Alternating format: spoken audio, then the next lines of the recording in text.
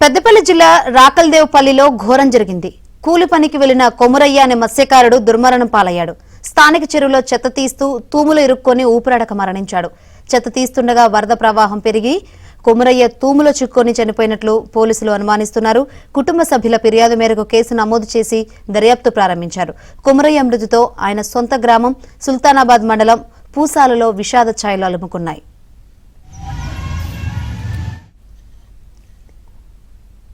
మరిన్ని వివరాలు అందించేందుకు మా ప్రతినిధి శ్రీనివాస్ సిద్ధంగా ఉన్నారు. శ్రీనివాస్.